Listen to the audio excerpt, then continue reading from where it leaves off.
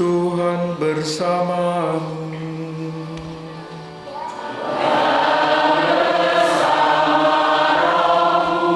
Inilah Injil Yesus Kristus menurut Matius.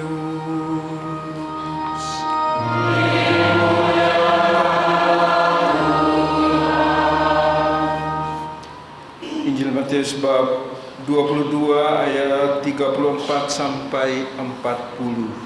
Hukum yang terutama. Ketika orang-orang Farisi mendengar bahwa Yesus telah membuat orang-orang Saduki itu bungkam, berkumpullah mereka, dan salah seorang dari mereka, seorang ahli Taurat, bertanya untuk mencobai dia, "Guru, hukum manakah yang terutama dalam hukum Taurat?" Jawab Yesus kepadanya, "Kasihilah Tuhan Allahmu dengan segenap hatimu dan dengan segenap jiwamu dan dengan segenap akal budimu. Itulah hukum yang terutama dan yang pertama. Dan hukum yang kedua yang sama dengan itu ialah kasihilah sesamamu manusia seperti dirimu sendiri. Pada kedua hukum inilah tergantung seluruh hukum Taurat dan kitab para nabi." Demikianlah sabda Tuhan.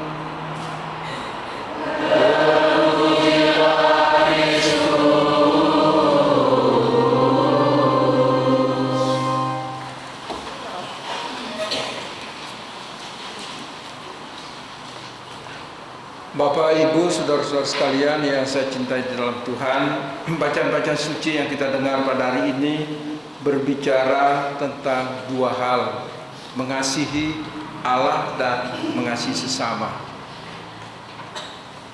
Pertanyaannya, apakah kita sudah mengasihi Allah?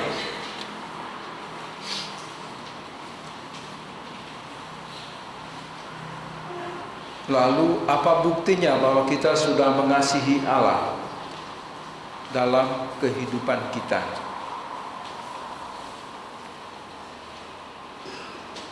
Dalam Injil Yohanes bab 14 ayat 15 yang dikatakan, "Jika seseorang mengasihi aku, dia akan melaksanakan firman-Ku. Jika seseorang mengasihi aku, dia akan melaksanakan firman-Ku." Maka pertanyaan bagi kita semua, apakah kita semua sudah melaksanakan firman Allah? Firman Allah seperti apa? Kasihilah musuh-musuhmu. Berat atau ringan? Jujur, berat atau ringan? Berat. Siapa bilang ringan? Ampunilah mereka yang menganiaya kamu. Berat atau ringan? Beri makan kepada yang lapar. Berat atau ringan? Ya jujur, kalau rasa berat ya berat. Ya, jadi perintah-perintah Tuhan ini Anda suka atau tidak suka, ini harus kita jalankan sebagai bentuk kasih kita terhadap Allah. Satu contoh lagi, mungkin di gereja kita tidak begitu populer, ya, dengan diolah dengan bentuk yang lain, dengan cara yang lain. Tapi misalnya gereja-gereja teman-teman kita dari gereja Protestan misalnya, persepuluhan, 10% dari penghasilan Anda harus berikan untuk Tuhan. Berat atau ringan? 10% loh, bukan 1%. Yang punya gaji kecil berat, yang punya penghasilan gede tapi 10% berat juga. Tapi ini perintah Tuhan masalahnya. Jadi Bapak Ibu saudara-saudara sekalian yang terkasih di dalam Tuhan, dalam kehidupan kita setiap hari ini mungkin juga kita terkungkung oleh egoisme kita, kepentingan diri kita sendiri, sehingga kita lalai, bisa juga kita alpa terhadap menjalankan perintah Tuhan ini. Ada yang masih punya rasa dendam, iri, benci terhadap sesamanya? Nggak usah angkat tangan, saya sudah tahu, ya kan?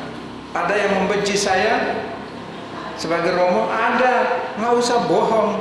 Saya sudah tahu dari wajah-wajah kalian, dari sorotan mata kalian, saya sudah tahu. Oh, ini lagi nggak senang dengan Romo kok. Tahu saya. Karena saya belajar tentang soal mata ini kan. Saya tahu mata belas kasihan, mata pura-pura, maka saya ini susah ditipu. Susah ditipu, saya lihat matanya saja. Ya. Bukan bahwa kita tidak memperhatikan sesama, tidak. Kadang-kadang karena mau berbuat kasih inilah kita jatuh dalam kesalahan dan dosa-dosa kebohongan orang-orang yang datang kepada kita. Pernah kalian didatangi oleh orang yang merasa lapar, haus, tidak makan dan sebagainya? Ada satu cerita. Beberapa tahun yang lalu ada satu bapak datang di sini. Saya masih di sakristi ganti pakaian setelah perayaan Ekaristi harian. Terus ketemu beberapa umat, ada Pak Agus, ada Ibu Justina Karso, Ibu Vero, suster. Lalu dia bercerita bahwa saya ini kehilangan, saya perlu ke Surabaya, saya butuh ongkos. Jadi mereka ini kan sudah mulai suster, sudah tergerak hatinya oleh belas kasihan ini. Terus muncul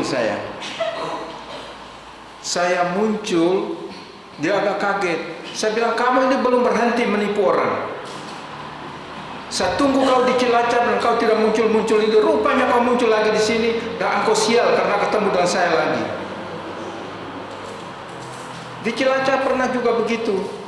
Romo, saya ini kan kerja jadi tukang las di pelabuhan sini, di galangan kapal. Terus saya dipanggil oleh teman saya untuk kerja di pelabuhan Tanjung Perak, Surabaya. Saya itu sudah di terminal Cilacap, ternyata saya kecopetan. Saya butuh ongkos untuk perjalanan ke Surabaya. Lalu saya bilang, baru hari ini saya dengar di Cilacap ada tukang copet. Karena belum pernah ada. Lalu siapa yang menunjukkan Anda ke sini? Seharusnya kan Anda ke dinas sosial. Saya diarahkan oleh polisi. Memangnya polisi simpan duitnya di sini? Saya tegas, kenapa? Karena saya tahu dari sorot matanya ini nipu. Akhirnya saya tanya, kau butuh berapa? Saya butuh 500.000 Romo, tapi ya terserah Romo. Kata terakhir itu bohong. Jadi hati-hati, kalau kamu harus teliti juga. Dia berkata, saya butuh 500.000, tapi terserah Romo. Terserah Romo ini yang bohong ini. Akhirnya saya bilang, oke, ikut saya. Dia pikir saya kasih uang. Saya bawa ke kandang monyet Romo Karolus.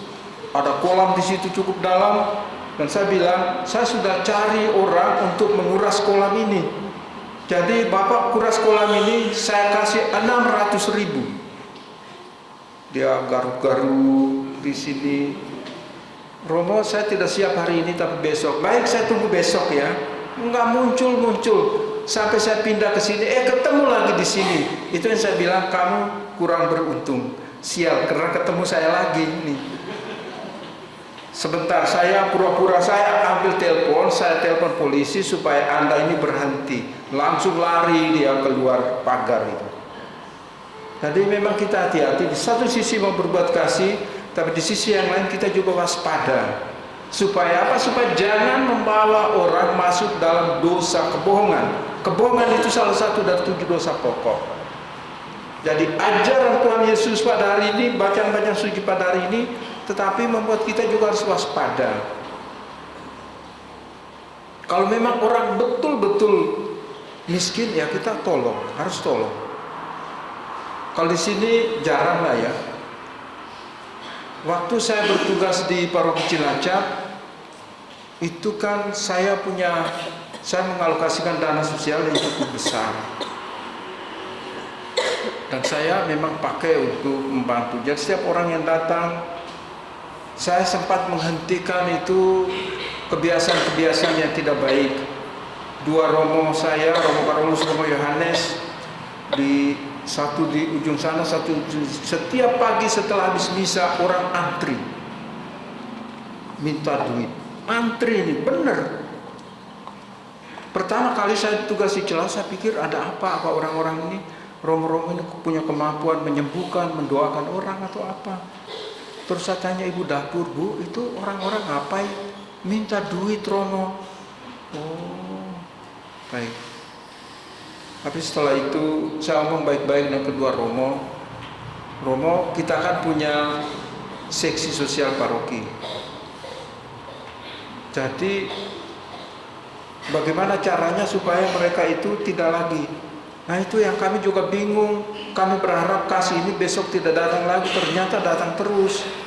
Saya bilang nanti datang lagi, bilang bahwa dana sosial itu sekarang ada di Romo Niko, Romo paroki yang baru, yang hitam itu. Jadi kami tidak pegang uang lagi. Akhirnya kesempatan lain ibu-ibu datang. Kamar saya kan di lantai 2 dan saya bisa memandang siapa yang datang, melihat siapa yang datang. Terus ibu ini datang, sudah dekat pastoran, dijewel telinganya, anaknya nangis. Ya kan, nangis. Terus saya turun, ketemu saya, lalu Romo, anak saya ini sudah kehabisan susu, jadi dia nangis terus. Oh, siapa yang beli susu simpan di sini? Kami nggak punya anak kecil. Oh, biasanya kami ambil di Romo Carolus dan Romo Yohanes, tapi katanya Romo yang atur sekarang. Oh, jadi Tuhan Allah ciptakan susumu untuk apa? Untuk main-main atau untuk menyusui? Susu pakai ASI itu, jangan kasih susu sapi, kalau tidak anakmu nanti bandel itu. Saya tidak, Romo kalau begitu kami minta uang beca. Tidak ada uang beca. Terus keluar lalu bilang, tuh Romo sing ireng pelit. Ya bagus kan, tapi saya bisa hentikan itu. Syukur kepada Allah. Akhirnya mereka tidak datang lagi. Bukan kita tidak mau. Ada juga yang datang, saya bilang kasih tinggal alamat. Nanti kami datang, bukan hanya bantuan ini, mungkin juga bantuan yang lain. Kasih tinggal alamat. Alamatnya benar, nomor rumah benar, ternyata orang di dalam bilang, maaf kami nggak punya anggota keluarga yang namanya itu. Jadi kan bohong, ya menutup pintunya sendiri. Padahal kita mau membantu mungkin lebih dari itu. Ini sekedar contoh bagaimana kita berbuat kasih. Kita juga harus betul-betul waspada supaya kita jangan dibohongi dan kita tidak membawa orang jatuh dalam dosa kebohongan. Maka di sini juga pernah kok orang dari mana, ternyata saya tahu orang itu hanya dari rumah ke rumah minta seperti itulah. Ya saya tidak mungkin lah. Saya bilang maaf, saya di sini itu makan saja susah. Saya hanya kalau mau pisang, saya bawa ke kebun pisang itu potong sendiri. Atau mau kelapa di sana panjat sendiri. Saya tidak punya duit. Kalau mau Wah, saya nggak bisa manjat, tapi pisangkan bisa. Pikir ya nanti lain kali baru datang lagi. Nah, sudah nggak datang lagi sampai hari ini. Jadi orang bohong itu ya. Tapi kalau memang ada yang betul-betul membutuhkan, kita harus memberikan dengan hati, tulus memberi, ya, tulus memberi. Kenapa? Karena Yesus juga bisa hadir dalam wajah-wajah kemiskinan. Dalam Injil Matius bab 25 ayat 40, Yesus berkata, apa saja yang kamu lakukan terhadap salah saudaraku yang paling hina ini, itu kamu lakukan untuk aku. Jadi yang paling hina, paling miskin, mungkin seperti yang digambarkan oleh bacaan pertama tadi ya, dari kitab Keluaran itu, para janda, para anak yatim piatu, ini orang-orang miskin. Jadi termasuk juga beri pinjaman. Ini hati-hati loh, ini membaca ini bisa-bisa orang pinjam kepada kita lalu bilang, lah kitab suci kan bilang kenapa Anda menyusahkan saya kan orang miskin. Hati-hati, kriteria kemiskinan itu adalah memang janda, orang yang tidak punya pakaian, mungkin hanya punya selembar selimut, ya, anak-anak yatim piatu. Maka kita juga harus waspada. Nanti kamu pinjam uang di bank terus lalu menggunakan nas ini untuk bilang kepada bank, maaf, dalam kitab suci kami ini nggak boleh Anda makan bunga itu lain. Ini urusan bisnis, kita tidak sedang urus bisnis ini ya, kita urus perbuatan kasih. Maka segala sesuatu sesederhana apapun kalau kita lakukan dengan kasih dari hati kita yang paling tulus, paling dalam, itu kita sudah melakukannya untuk Tuhan. Bapak, Ibu, saudara-saudara sekalian yang terkasih di dalam Tuhan, sekali lagi cara-cara, bentuk-bentuk bagaimana kita menjalankan perintah Tuhan sebagai wujud kita mengasihi Dia banyak sekali. Kalau kita mau lihat sebagai kegiatan-kegiatan komunal dalam gereja kita, misalnya di paroki ini ada dua panti asuhan dan panti Wreda Catur Nugraha atau panti jompo. Ini dikomandani di panti jompo 2 suster, di sini ada 3 suster.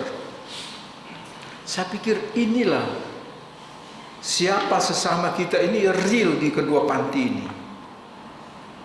Ya. Mereka menampung anak-anak atau orang-orang tua di sana bukan berdasarkan agama, bukan berdasarkan garis keturunan, tetapi orang datang dari mana-mana. Kalau di panti asuhan Bunda Serayu ini kan dari Sabang sampai Merauke ada itu. Ya. Sudah pernah ke panti asuhan dan panti jompo? Sudah. Lingkungan sudah pernah mengadakan kunjungan? Belum. Dicanangkan hari Natal itu berkunjung ke panti jompo atau panti asuhan sebagai wujud kasih kalian terhadap Allah. Sudah memikirkan bentuk kegiatannya? Jadi jangan kita pikir jauh-jauh, di rumah kita sendiri itu ada sesama yang membutuhkan. Coba Anda lihat di panti jompo, banyak yang kesepian. Banyak yang kesepian. Jadi tolong nanti ke sana lah, hibur-hibur mereka, nyanyi-nyanyi, nggak usah banyak doa, nyanyi saja, mereka senang. Ya kan? Nggak usah kamu sale-sale ke sana itu. Ya Tuhan, tolonglah mereka orang-orang tua ini supaya nanti mati dan layak. Mereka nggak butuh itu karena banyak yang tuli. Jujur ini, yang paling penting kamu nyanyi. Maka saya ke sana, kalau misa ke sana saya nyanyi. Bengawan Solo, langsung berdiri mereka. Riwayatmu dulu, ya terus. Padahal misa ini, tapi harus sesuai dengan kondisi mereka tuh. Ada yang banyak mau menyanyi, kita ke sana, ikut saya nanti nyanyi di sana daripada nyanyi sendiri di kamar mandi kan. Gitu loh. Itu kan untuk iblis. Kalau di kamar mandi itu kamu nyanyi untuk iblis. Tapi di sana itu untuk orang-orang yang punya jasa hidup meskipun untuk keluarganya. Mereka adalah orang-orang yang ditinggalkan. Mereka adalah orang-orang yang dibiarkan kesepian di rumah-rumah, dan para suster dengan setia menampung mereka di sana, memberi perawatan. Demikian juga anak-anak panti. Ya, kalau saya melihat mereka ini, kalau yang sudah besar-besar, bahwa kemudian mereka juga bandel-bandel, ya nggak apa-apa, datangkan masih orok, ya, 2 bulan, 3 bulan, setelah itu mulai lari-lari. Ya kita tahu pertumbuhan perkembangan luar biasa. Jadi para suster kita ini, mereka itu lebih bapak dan ibu daripada kalian. Kalian merawat satu aja pusing, ya kan? Tanya suster-suster itu, macam-macam karakteristik anak, dan mereka harus sabar. Inilah Bapak, Ibu, saudara-saudara sekalian, bagaimana kita mengamalkan dan mewujudkan hukum kasih dalam kehidupan kita. Maka intinya adalah Anda harus mulai dari keluarga Anda sendiri.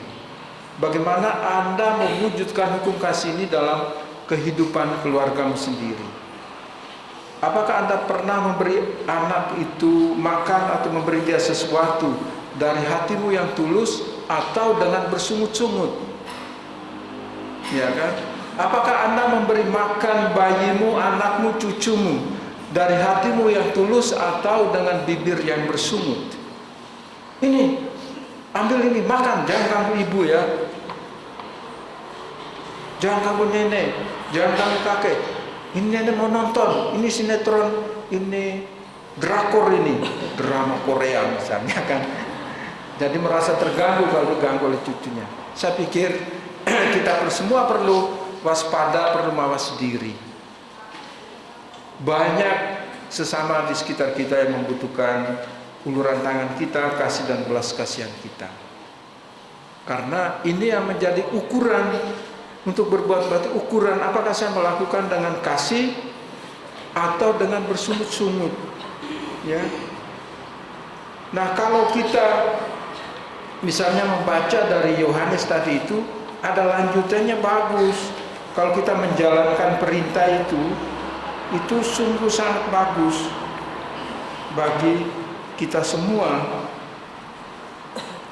Bahwa jika seorang mengasihi aku, ia akan menuruti firman-Ku, dan jika seorang mengasihi aku, ia akan menuruti firman-Ku, dan Bapa-Ku akan mengasihi dia, dan kami akan datang kepadanya dan diam bersama-sama dengan dia. Jadi kita mengasihi Allah itu bukan cuma-cuma. Sebaliknya Allah juga akan mengasihi kita. Allah akan datang dan tinggal berdiam bersama-sama dengan kita. Yang terakhir, pertanyaannya, mengapa sih kita perlu mengasihi sesama? Gereja Katolik itu gereja yang sifatnya universal. Gereja yang bukan berdasarkan suku, gereja yang bukan berdasarkan bahasa, gereja yang bukan berdasarkan bangsa, tetapi gereja yang universal, terbuka untuk semua orang dari berbagai lapisan dan golongan.